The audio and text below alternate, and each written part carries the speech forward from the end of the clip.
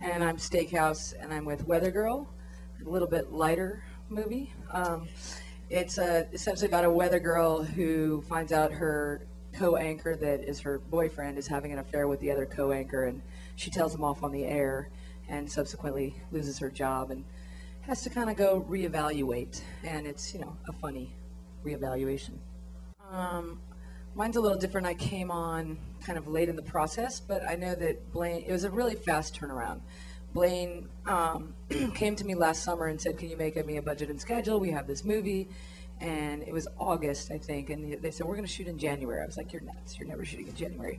And I went off to line produce 2 bigger movies, and they kept saying, can you make a little bit lower budget and send it back to us? How about a little lower, a little lower? And then, bam, we were shooting in January, and now we're screening here in January. The next, not this January, obviously, but a year ago.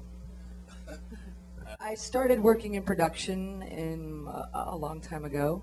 And so I was working in a kids TV series in San Francisco, and then I worked on The Matrix, and at the same time did my first feature, which was By Hook or by Crook, which was here in 2002. And I think I thought when I came to Sundance the first time, I was like, oh great, now my producing career is starting. And this is 6 years later. It took a number of years to get kind of over the hump of being a coordinator into line producing, and now I definitely am making a living mostly as a line producer, and then a little bit I'm getting paid to produce. But it's still kind of on that edge. I mean, I have an office space now, and it's very on that edge of like, wow, it could totally take off or it could totally wipe out any day.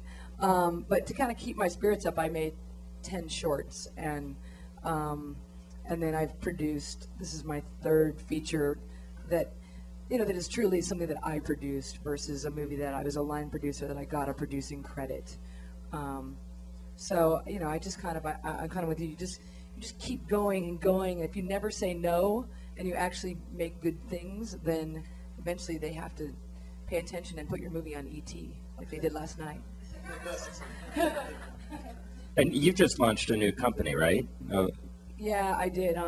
So I have Steakhouse Productions, which is, I want to be for movies that I like and I dig making and all that kind of stuff. And then now I'm just launching a line producing company called Cocksure, because we're sure that we can do the job. And so it's like full production services, insurance, accounting, SAG paperwork, blah, blah, blah. I'll give you an advertisement later if you like. We had sales agents already before we did the festival because, well, we knew that we had a romantic comedy indie, and festivals it can be real hit and miss. You don't know.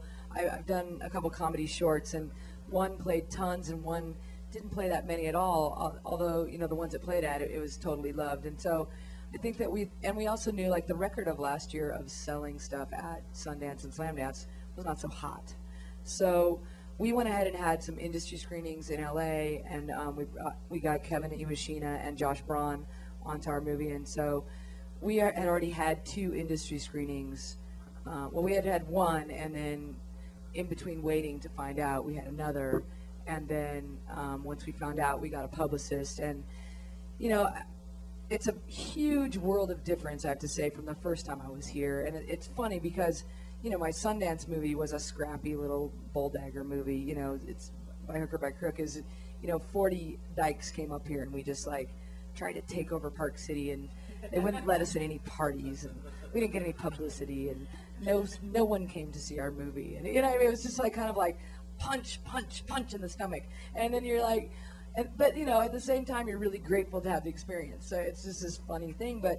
And this time Jim Dobson is our publicist, and the talent obviously makes a big difference. And Mark Harmon, I didn't even know how famous he was, but people were like chasing him down the street and wanting his autograph, and kids were in the window of our party taking pictures, and I was like, my God.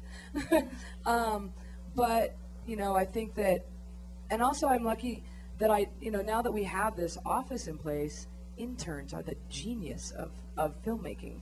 When it was at my garage, I have to say I could never keep a good intern. They were kind of like, this is awkward. I'm at your house and I'm trying to be an intern. I don't know, it just was weird. And, but I couldn't really afford an office for a really long time. And to be honest, I don't even know how we're affording it now. It's just kind of like we went all the way through on the bigger movies that I was doing where I post-supervised and kind of just month to month, like I was like, well, we can make this one weird, industrial thing and then post-supervise and then whatever, just to kind of pay the bills each month. But so we have 2 to 3 interns every day in our office, and actually 2 of them came with us up here, and one of them is our driver, and one is postering out on the street, and it's so fantastic, and I recommend interns to everyone. If they're here, thanks, but I think they were like, that's boring, we hear her talk every day. And I'll just address this as a non-writer. I had a story idea that I was like, this is going to be badass. Roller derby chicks on a horror movie like Scream meets Bring It On, right? And you said this was a bad idea? No, badass, like good. I think it's a good idea. Anyway, 10 years later, someone has just written the screenplay. So, I would like pitch people and pitch people and pitch people, and I didn't have any money, right? So I'd be like, you have to be into it. They have to be in your head somehow to get this idea that you had out.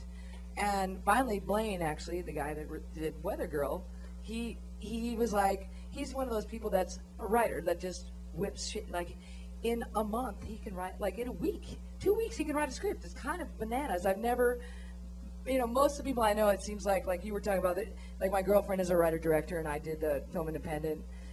We did all the labs this year with that project. And, it's just like, for her, it seems excruciating. For him, it's like, I think it's somewhat excruciating, but he just somehow has this ability to crank it. And so it's like, if you can find someone like that, and, if you are acting for any money, which I don't know whether you are or not, but maybe you can just, $1,000, somebody who may be good at writing, you could at least get something going. 'Cause I'm a big collaboration person, because if I just sit by myself all the time, I find that I want to sink down. And I really need partners, so I don't know if that helps.